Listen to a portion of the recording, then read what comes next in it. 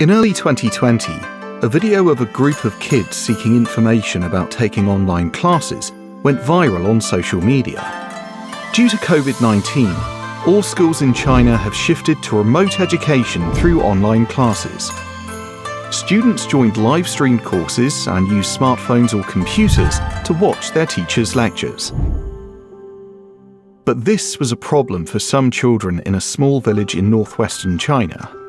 The signal at home was weak before, so I had to go to the top of the hill and use the signal from another mountaintop. That's the one. We're almost there. The village is Majishan in Gansu province. Due to the rugged mountainous terrain and remote location, they don't have sufficient 4G network coverage here. Our school started in March. It was freezing in winter. When it got windy, our notebooks would blow away. When it was extremely cold, we'd build a fire. We hope to have a stronger signal at home, so we can take online courses without having to go outdoors. Hosted live-streamed lectures may seem easy, but it requires a lot of infrastructure and information technology. To achieve this, every student needs to have a mobile phone or computer that can connect to the internet and stream smoothly. The signal must cover all areas where students live, even on mountains and in deserts. The network and servers must be able to support multiple live streams simultaneously and meet the high bandwidth requirements for long periods of time. Of course, you also need stable live streaming software. All it takes is one problem in the entire process or incomplete infrastructure in a particular area, and it will lead to a situation like this, where children are unable to attend their online classes.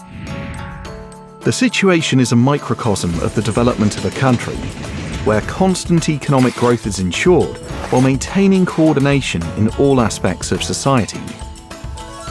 You're never going to get away from disparities in society, but if they exceed a certain kind of level, then society becomes unstable. If you had lots of people still living in poverty, then it could be a big problem. The situation that kids in Majishan face is unthinkable to many Chinese. China's economy has grown rapidly in the past 4 decades since reform and opening up, yet there are places without 4G coverage.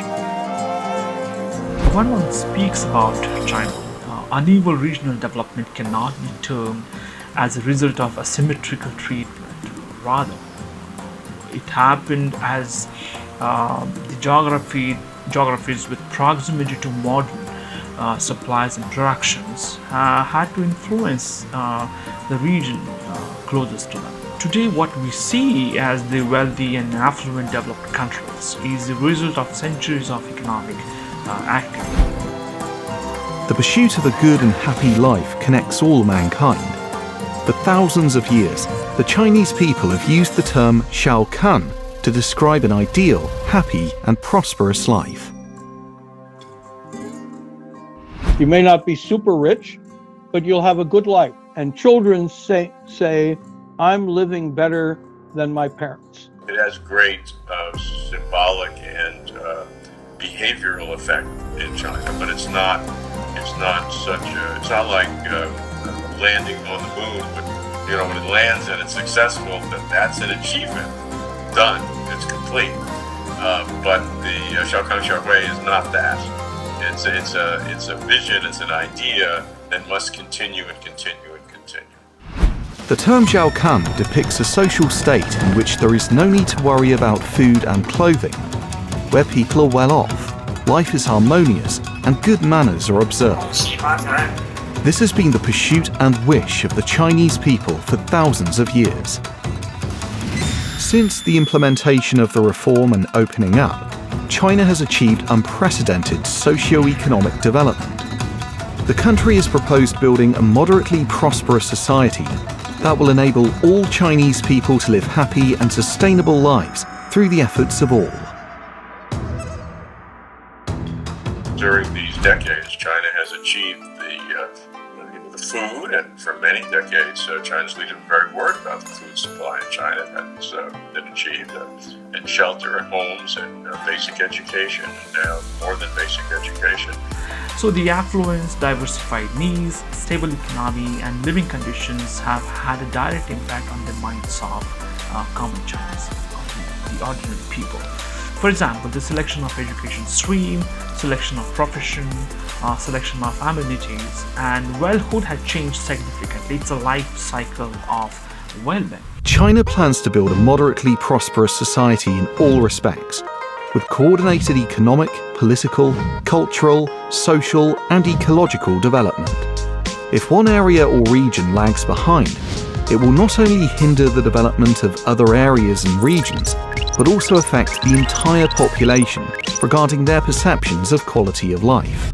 The situation these children in Majishan were facing drew widespread attention from the community. When China Tower and China Unicom learned of the situation, they quickly took action. Currently, there are 50 households with 176 people living in Majishan, but there is no 4G base station in the village. Villagers had to use the signal from the base station in the adjacent village to access the internet. Staff from the telecommunication companies immediately decided to set up the 4G signal base station that was scheduled for completion in June. It took them 7 days from site selection to the completion of construction. The construction of the base station in Majishan was very difficult and costly, but in order to bring better network coverage to the local villagers so they can enjoy high-speed internet, we think it's worth the effort. As telecommunications construction projects roll out nationwide, we will build more base stations in other villages like Majishan. The targeted poverty alleviation approach that China is advancing is similar to the 4G coverage construction. Through China's reform and opening up, the vast majority of Chinese have been lifted out of poverty. But those affected by the harshness of the natural environment, disease, and a lack of access to education have been left behind. They still suffer hardships. According to general investment principles, it may be difficult to secure investment and development opportunities for these areas, but China will make every effort to alleviate poverty by whatever means possible, especially for those most in need. So what President Xi added to that is that's good, that's right, but we have to have another criterion, another metric, and that is we can't claim to be a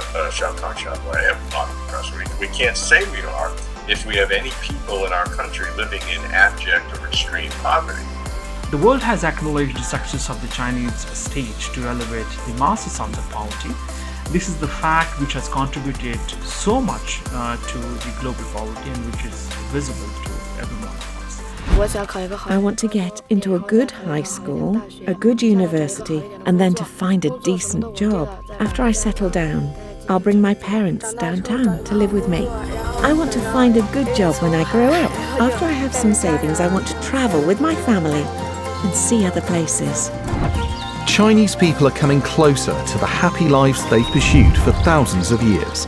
The Chinese people's pursuit of a happy life has gradually shifted from meeting their basic needs to a good quality of life, and then to the improvement of spiritual life and the environment.